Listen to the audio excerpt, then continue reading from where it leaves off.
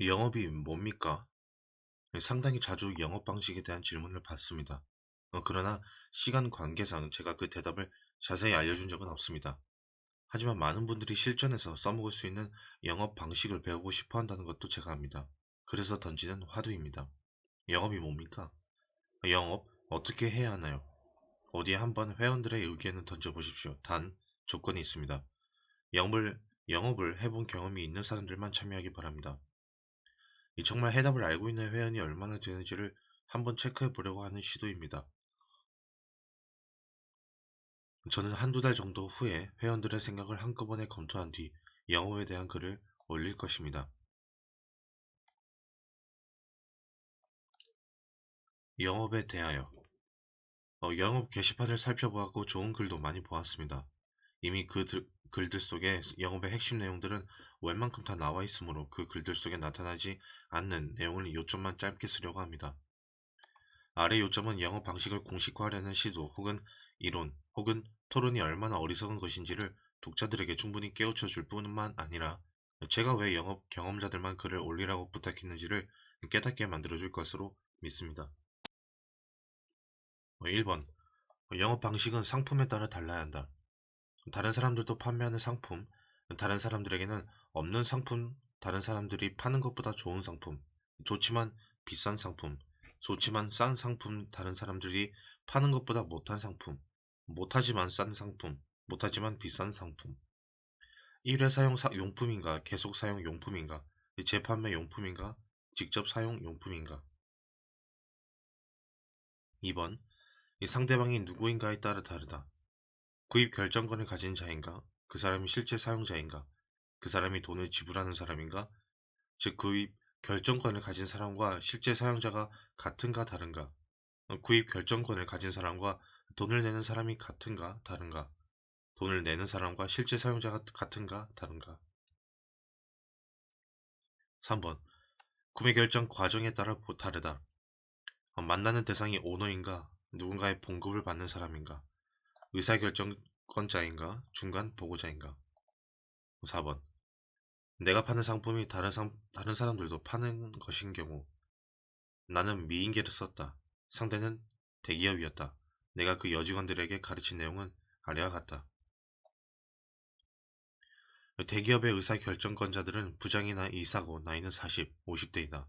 그 사람들, 무지 외로운 사람들이다. 이 조직 내부의 파워게임에서 살아남으려면 어떻게 해야 하는지도 아는 사람들이고 자신의 한계도 아는 사람들이다. 그 자녀들은 10중8구 그 세대의 눈으로 볼 때는 속을 썩이고 있을 것이고 그 아내들은 10중8구 전형적인 아줌마가 되어 있을 것이다. 자, 그 중년 남자들이 은밀히 꿈을 꾸는 것이 뭔지 아냐? 아름다운 로맨스다. 여기서 룸살롱 호스티스 같은 영업용 인상을 주면 절대 안 된다. 옷은 야하지 않으면서도 상상력을 불러일으켜야 하므로 약간의 시스루가 좋을 것이고 화장은 연하게 해라. 미니스커트는 안 되고 무릎을 살짝 보일 정도로만 입어라. 향수는 진하지 않은 카사렐 같은 것을 사용하고 퍼퓸보다는 오드 뚜알렛 등급을 써라. 상대방에게 주는 이 명함에 개인 이메일과 개인 휴대폰 전화번호는 없어야 하지만 첫 미팅을 끝낼 때 다시 명함을 건네받아 이메일 주소와 전화번호를 예쁜 글씨체로 적어주어라. 이 상대방이 결정을 질질 끄면 자존심을 건드리는 말을 해라. 이를테면 저는 부장님이 결정권을 모두 갖고 계시는 줄 알았는데 아니신가 봐요. 라는 말을 하라는 말이다. 틀림없이 상대방은 자기가 결정권을 갖고 있음을 과시하고자 할 것이다. 그 사람이 직접 거릴 때의 대처 방법, 앉을 때의 자세, 바디 랭귀지 쓰는 법 등등 내가 가르친 내용을 다 기록하려면 시간이 너무 많이 소요되므로 다음으로 미루자. 명심해라. 내가 학원을 했을 때 예쁜 여학생 한 명만 무료로 가르치면 남학생들이 몰려온다는 것을 알았다. 그게 사내들이고 수컷들이다. 수컷들의 본능을 이용하라는 말이다. 부원하면 내가 미인계를 써서 번 돈은 억 단위가 아니다. 어느 해에는 1년에 10억 넘게 챙기기도 했다. 물론 그 미인계 영업직 사원을 다른 여직원들은 별로 안 좋아하므로 보수지급 문제를 비롯하여 여러 가지 신경을 써야 할 문제들이 많다. 미남계는 어떨까? 글쎄다. 바람난 여자들만 제비족을 좋아하는 것 같고 보통의 여자들은 미남이 물건을 판다고 해서 지갑을 여는 것 같지는 않다. 5번. 자기를 파는 것이 영업이라는 말은 진리이지만 그것이 어떻게 구현화되어야 하는지를 제대로 이야기한 글은 적어도 게시판에는 없었다. 내가 직원들에게 가르친 자기를 파는 방법은 그 어떤 책에도 나오지 않는다. 영업 게시판에서 이에 대한 영업 경험자의 이야기가 새롭게 올라오기를 바란다. 2에서 3개월 정도 후 이에 대해 다시 언급할 것이다. 위에서 나는 미인계를 썼다고 했다. 분명히 밝히는 것은 처음 모집 공고를 낼 때부터 숨기지 않고 영업 고위직, 모집, 미모를 갖춘 여성의 하남이라고 밝혔었다.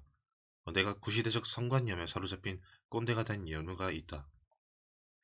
2000년대 초만 하더라도 중국 동방항공은 승무원 중 30에서 70%가 미인대 출신으로 알려져 있었다. 인도에서 킹피셔 맥주회사가 운영한 킹피셔 에어라인스는 2005년에 처음 승무원을 모집할 때부터 공개적으로 미인대회 출신들을 뽑았다. 1970년 사우스웨스트 항공은 여승무원을 모집하면서 그 당시 최고의 육체파 여배우를 선정 기준으로 간접 광고하면서 핫팬츠 면접을 하였고, 유니폼이 촌 미니스커트나 핫팬츠에 화이트 롱부츠였다. 이 항공사는 긴 다리 짧은 밤을 슬로건으로 삼기도 했고, 다른 항공사들보다 훨씬 더 많은 수익을 유지하면서 직원들 보수도 업계 1위 수준으로 지급했다. 코로나 사태로 인해 비행기를 안 탄 지 몇 년은 됐기에 요즘 실상이 어떤지는 모르겠다만 많이 바뀌었을 것으로 믿는다. 하지만 15년에서 20년 전까지만 해도 그런 여러 사례들은 나로 하여금 실제로는 성을 상품화하면서도 겉으로는 그렇지 않은 척하는 것을 오히려 위선 마케팅으로 여기게 했고, 사우스웨스트 항공처럼 드러내놓고 성을 상품화하는 것을 솔직하다고 생각해 만들었다. 그러나 헐리우드 영화 제작자 하비 웨인스타인이 영화계에서 권력형 성폭행을 일평생에 걸쳐 저질러 왔음이 밝혀지고, 영화 밤쉘, 세상을 바꾼 폭탄선언과 최영미 시인의 시 괴물에 얽힌 이야기를 보면서 생각에 균열이 왔다. 그동안 문제 없다고 생각했던 세상이 사실은 수많은 사회적 약자를 피해자로 내몰고 있었던 것이다. 아무리 아무리 공고를 내서 모집한 미인계 직원이었고 고위직 남자들이 추궁거릴 때 제발로 중지하게 하는 법도 가르쳐 주었다 하더라도, 그런 직원이 높은 보수 때문에 그 당시 용인하고 응해준 것들로 인해 회사 내 다른 여직원들 역시 비슷한 상황과 마주칠 때 참고 감내해야 한다는 기류를 확대시켰다고 보여진다. 결국 결론적으로 이 사회의 계층 구조 상부에 있는 남성들은 그런 행동을 해도 문제없는 사회로 유지되도록 일조하는 셈이었음을 뒤늦게 알게 된 것이다. 지금 세상은 그걸 바꾸려고 부단히 노력 중 아닐까? 영업에 대하여 2. 사람들은 성실하면 모든 문제가 해결되는 줄 안다. 영업이건 장사이건 간에 성실하게 임하면 세상이 곧 알아줘야 한다고 생각하는 말이다. 천만에. 이 도로 주변에서 김밥을 파는 사람들을 본 적이 있는가? 새벽부터 나와서 팔겠지. 아마 어쩌면 집에서 직접 만든 김밥일 수도 있고, 어쩌면 도매집에서 받아온 김밥일 수도 있고, 어제 팔다 남은 것일 수도 있고, 오늘 새벽에 만든 것일 수도 있겠지. 먹어도 탈이 안 날 수도 있겠지만 지저분한 손으로 더러운 곳에서 만들어 먹으면 배탈 나기 쉬운 것일 수도 있겠지. 당신이 제 아무리 좋은 재료로 제 아무리 깨끗하게 정성껏 만들었고 성실하게 팔고자 하여도 사람들은 당신의 그 김밥을 사 먹기를 주저주저 할 게다. 그래서 당신은 커다란 종이에 신선하고 좋은 재료로 오늘 아침 정성껏 만든 김밥이라고 크게 써놓고 사람들이 믿어주기를 기다리겠지. 웃게라. 그걸 누가 믿냐? 세상을 아직도 모르냐? 내가 당신이라면 나는 김밥을 무슨 재료로 어떻게 언제 만들었는지는 알리지 않을 게다. 우선은 최고의 품질을 유지하려고 온갖 노력을 다하겠지만 김밥보다는 나를 팔 것이다. 김밥 장사를 하면서 나를 판다는 게 뭘까? 제 이름은 세이노, 생년월일은, 집 주소는, 전화번호는 애가 둘 있고 이게 가족 사진임. 저는 무슨 요일, 언제 이 자리에서 김밥을 팝니다. 뭐 이렇게 알리겠다는 말이다. 트럭을 갖고 다니면서 생선이나 야채를 파는 사람들도 우선은 자기를 알려야 하는 법이다. 사진부터 크게 붙이라는 말이다. 사람들은 상품을 보고 구매를 하기보다는 그 상품을 파는 사람을 보고 구매하는 경우 충성도가 높다. 왜? 신뢰하니까. 일단 신뢰를 받으면 김밥을 팔건 고등어 자반을 팔건 팔리게 되어 있다. 그게 기업화된 그게 기업화된 게 인류 백화점이다. 이 총각 내 야채 가게, 책 백날 읽으면 뭐하냐. 신뢰의 법칙을 깨닫지 못하는데. 자, 타인에게 신뢰를 받으려면 어떻게 해야 한다고? 당신이 누구인지 알려야 한다. 인터넷 쇼핑몰도 마찬가지. 이 상품과 가격으로만 승부하려고 하지 마라. 판매자가 누군지 시시콜콜 알려라. 그게 신뢰를 받는 비결이다. 물론 신뢰를 배신하면 절대로 안 된다. 신뢰를 받은 만큼 약속을 배로 지켜라. 그게 돈을 긁어 모으는 비결이다. 사람들은 영업을 하면서 구매자의 비율을 맞추는 것을 비법으로 생각하는 경향이 있다. 그러면서 자기 얘기는 하지 않고 구매자의 얘기만 들으려 한다. 천만에. 당신은 구매자에게 형제 자매가 되어야 한다. 당신 자신에 대한 얘기는 쏙 감추고 그게 될 법한 얘기냐? 나는 나보다 나이가 많은 구매자들이 취미가 무엇이건 가족관계가 무엇이건 그런 것에는 전혀 관심이 없었다. 심지어 청첩장이나 부고를 받아도 안 갔었다. 눈도장 찍으러 간다는 게 솔직히 좀 치사한 느낌이 들었기 때문이다. 그 대신 나는 그들에게 내가 가진 고민, 문제 등등을 얘기하고 상담을 구했다. 놀라운 사실은 그들 중 상당수는 내게 밥까지 사주었다. 애인하고 문제가 있는가? 친구들과 상의하지 말고 당신 고객들과 상의해라. 부모님하고 갈등이 있는가? 그것도 고객들에게 물어봐라. 직장 내에서 문제가 있는가? 그것도 고객들에게 물어봐라. 세상에 떠돌아다니는 온갖 좋은 말들을 모아서 DM으로 발송하는 멍청한 짓은 하지 마라. 쓰레기통으로 다 들어가 버리니까. 그 대신 네 얘기를 해라. 그게 너를 파는 방법이다. 너를 파는 것과 너를 자랑하는 것은 다르다. 혼동하지 말아라. 영업에 대하여 삶. 나는 형님 떡도 싸야 사먹고, 나는 형님 떡도 싸야 사먹고, 아버지 떡도 맛있어야 사 먹는다는 생각에 사로잡혀 있지만, 그래도 대부분의 사람들은 맛이 좀 약간 떨어지더라도 같은 가격이라면 형제 자매나 친한 친구가 파는 떡을 사 먹게 되지 않겠는가. 맛이 동등하거나 더 좋다면야 더 말할 나위 없을 것이고.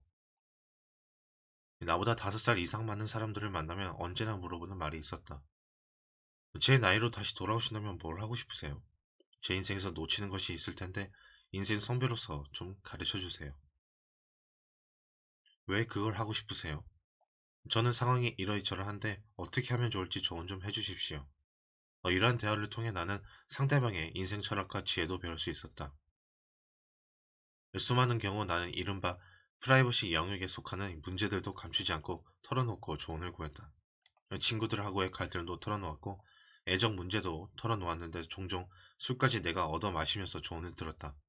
그리고 그때는 그들의 고민도 들을 수 있었다. 그러면서 알게 된 것. 40대, 50대는 외로운 시기구나. 자식들도 조언을 구하지 않고 무시하는데 웬 녀석이 인생 상담만 구하니 오히려 보람도 느끼고 흐뭇해한다는 것. 이 사기성 영업과 관련하여 추천하고 싶은 영화들이 있다. 부동산 판매 사기를 보여주는 글렌게리 글렌 로즈와 주식 판매 사기를 보여주는 보일러룸이다.